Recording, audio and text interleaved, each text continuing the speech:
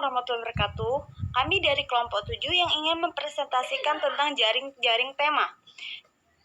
Kami terdiri dari 2 orang, saya sendiri Wahyuni Indasari, MPM 19160114, dan teman saya Yusuf Saputra, MPM 19160124. Nah, baiklah di sini saya akan menjelaskan yang pertama. A. Jaring tema. Tema menurut Power Wardaminta pada tahun 1983 adalah pokok pikiran atau gagasan pokok yang menjadi pokok pembicaraan.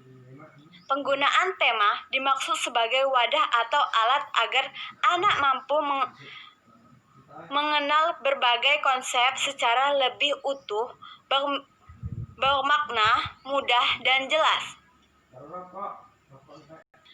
Kemudian, jaring tema adalah pola hubungan antara tema tentu dengan sub-sub pokok pembahasan yang diambil dari berbagai bidang studi yang terkait.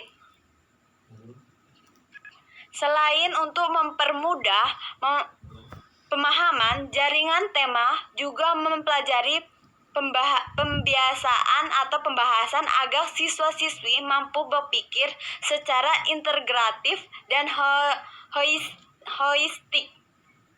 B. Teknik pembuatan jaring tema. Yang pertama, 1. Kedekatan antara tema hendaknya dipilih mulai dari yang terdekat kepada tema yang semakin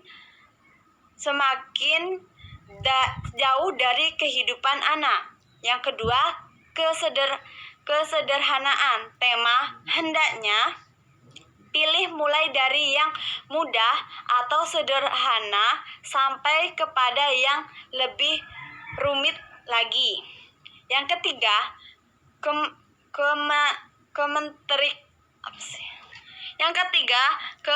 ketertarikan antara tema. Hendaknya dipilih tema yang menarik, untuk minat anak belajar. Yang keempat, kekonkretan, artinya tema yang dipilih hendaknya bersifat konkret. Dan yang kelima yaitu sesuai dengan tingkat perkembangan anak. Pembuatan jaring tema melalui beberapa tahap yang harus dilalui. Yang pertama yaitu tentukan tema terlebih dahulu. Yang kedua, menginventasi materi-materi yang masuk atau sesuai dengan tema yang lebih ditentukan. Yang ketiga, mengelompokkan materi-materi yang sudah diinventasi ke dalam rumpun mata pelajaran yang masing-masing. Yang ketiga, menghubungkan materi-materi yang telah dikelompokkan dalam rumpun mata pelajaran dengan tema. Sekian dari saya, akan dilanjutkan teman saya Yusuf Saputra. Sebelumnya, Assalamualaikum warahmatullahi wabarakatuh. Di sini saya Yusuf Saputra akan melanjutkan materi yang sebelumnya dijelaskan oleh saudari Wahyuni Indasari selaku satu kelompok dengan saya ya. Saya akan melanjutkan materi yaitu penentuan tema dapat dilakukan melalui 2 cara. Yang pertama yaitu menentukan standar kompetensi dan kompetensi dasar. Nah, di sini apa sih yang disebut dengan standar kompetensi? Nah, yaitu pengetahuan, keterampilan dan sikap yang harus dikuasai setelah siswa mempelajari mata pelajaran tertentu pada pendidikan tertentu. Nah, ini bersifat mata pelajaran yang umum. Ya, nah kemudian apa sih itu kompetensi dasar? Kompetensi dasar adalah pengetahuan, keterampilan, sikap yang harus dicapai oleh siswa.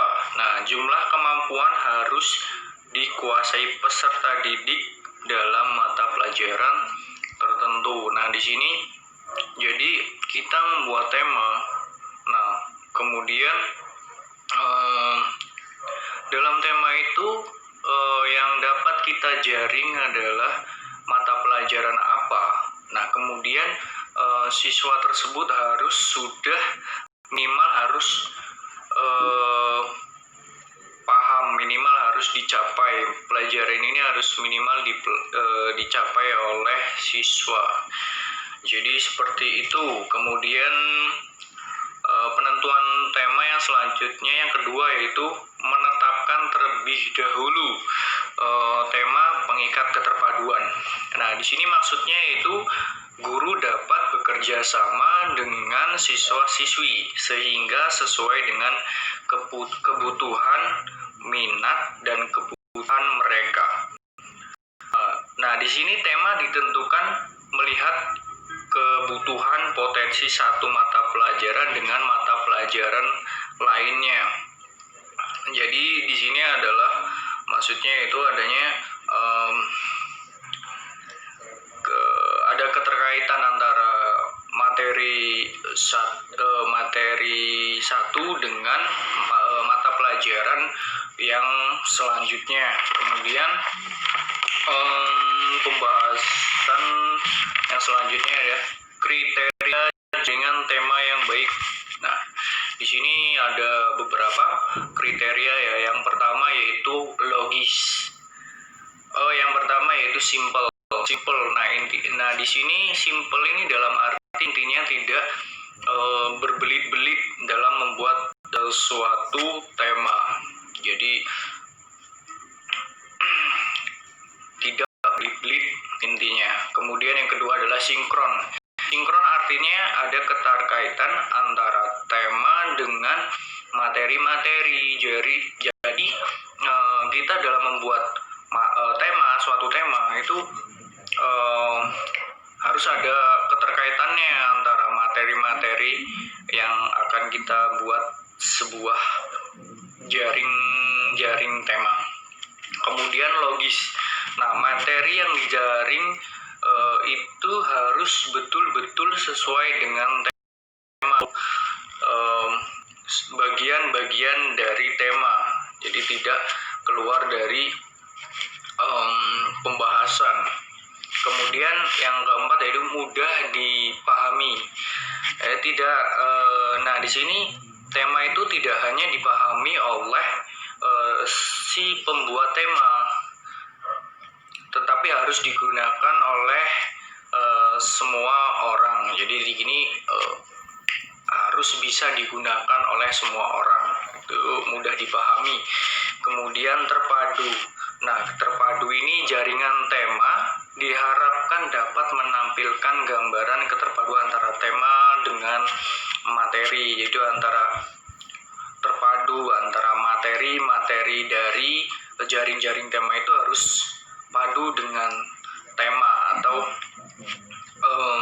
adanya keterpaduan,